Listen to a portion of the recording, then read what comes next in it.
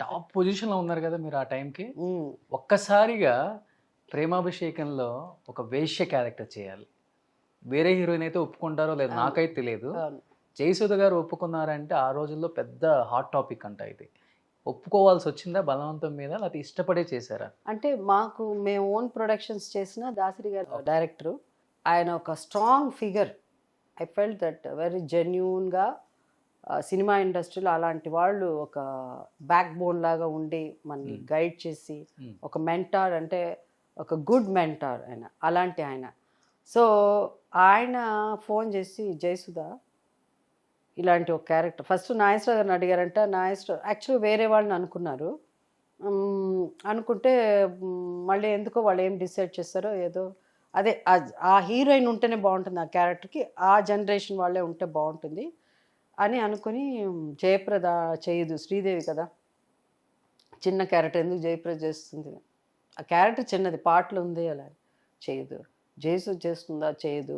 నాగేశ్వరరావు జయసుధ చేస్తే బాగుంటుంది. కానీ నేను అడిగి లేదనిపించుకోవడం ఎందుకు? మీరు ట్రై చేయండి దాసరి గారు అలా అని. మీరేం చెప్పినా వింటుంది కదా అని. అనగానే చెప్పారు. చెప్తే నేనన్నాను, "సార్ నాకు 1 డే ఇవ్వండి సార్ ఆలోచిస్తాను." అంటే ఈ ప్రాస్టిట్యూట్ క్యారెక్టర్ అలాంటిది ఆర్టిస్ట్ వచ్చాక ఏ క్యారెక్టర్ నేను అదేంటి 'నోము' లాంటి సాంగ్ చేసున్నాను బిగినింగ్‌లో. So, it doesn't matter. The whole thing is Sridevi. శ్రీదేవికి అంత పెద్ద క్యారెక్టర్ ఉన్నప్పుడు నేను పక్కన ఈక్వల్ క్యారెక్టర్ ఉండాలి. అలాంటి సినిమాలే చేసాం మేము. అలాంటప్పుడు అంత తక్కువ క్యారెక్టర్ ఎలా అంటే అది స్పెషల్ అపీరియన్స్ క్యారెక్టర్. అది మాకు శ్రీదేవి ప్రాబ్లమ్ అయింది. దానికి వేరే క్యారెక్టర్, ప్రాస్టిట్యూట్ క్యారెక్టర్ ఇవన్నీ కాదు. ఆలోచించి తర్వాత చూస్తే లేదు దాసరి గారు అన్నారు, "చాలా నీకు శ్రీదేవి కాదు ఎవ్వరు కనిపించరు నీకు సినిమాలో. నీకే పేరొస్తుంది. నన్ను నమ్ము నువ్వు" అలా అన్నారు. సరే సార్ అని. వెళ్ళిన తర్వాత నేను అన్నాను, "సార్ ఎలా డ్రెస్ చేద్దాం సార్? ప్రాస్ ప్రాస్టిట్యూట్ లాగా ఎందుకు కనిపించాలి?" అంటే ఆ రోజుల్లో అంటే వాళ్ళు అవి వేసుకుని ఇలా అంటే ఉంటుంది కదా మల్లెపూలు పెట్టేసుకుని. ఏమొద్దు ఫస్ట్ పాయింట్ మేకప్ తీసేయన్నారు. మేకప్ లేదు ఆ సినిమాలో. మేకప్పే ఉండదు. ఒక 'వందనం' సాంగ్‌లో కొంచెం ఉంటుంది మిగతా చోట ఏ సీన్స్‌లో ఎక్కడ ఉండదు మేకప్. మేకప్ తీసి చాలా అంటే శ్రీదేవి కంటే సింపుల్‌గా ఉంటాను నేను. పెద్ద బొట్టు, హ్మ్. మేకప్ ఉండదు. కొంచెం లైట్‌గా పసుపు కలిపి మేకప్ ఏస్తు. అదే కొంచెం ఆ ఫేస్‌కి.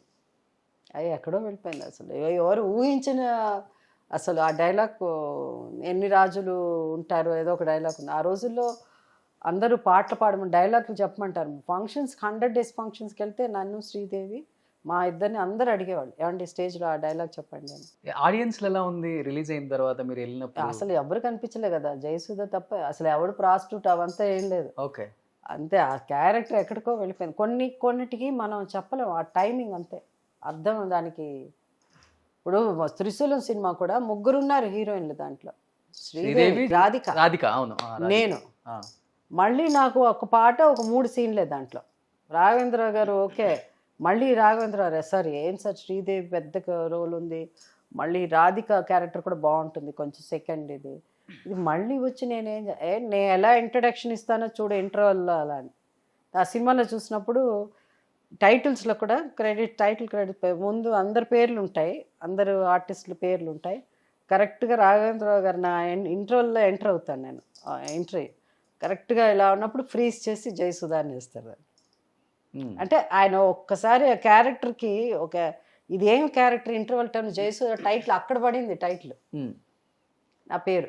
So, okay. బట్ అది మళ్ళీ వన్స్ అగైన్ మొత్తం స్వీప్ మొత్తం పేరంతా మళ్ళీ నాకే. ఒక్క పాటతో మార్చేసింది. రా ఇప్పటికి ఇండస్ట్రీలో ఇండస్ట్రీలో కూడా ఫ్యాన్స్ అసోసియేషన్ ఇండస్ట్రీలో కూడా చాలా ఉంటాయి.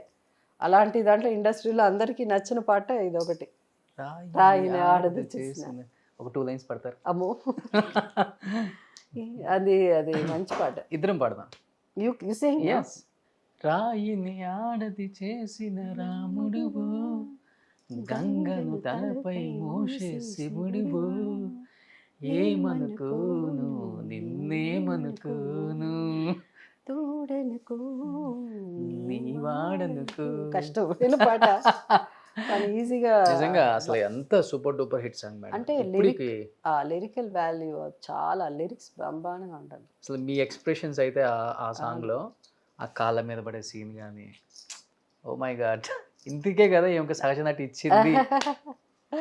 మంచిగా అది అవన్నీ ఈవెన్ దాంట్లో కూడా చూస్తే సినిమా అని ఇష్టమైన వాళ్ళు ఇప్పుడున్న జనరేషన్ కూడా ఫ్యాన్స్ కూడా ఆ పాట ఎందుకు ఇంత హిట్ అయింది దాంట్లో, అది కదే కదా మన కథ నిజంగా అది కదే కదా అంటాడు రాముడు కథ. ఆ అమ్మాయి యాక్సెప్ట్ చేయలే. సో పీపుల్ థింకింగ్ ఒక్కొక్కరిది ఒకలా ఉంటుంది కదా.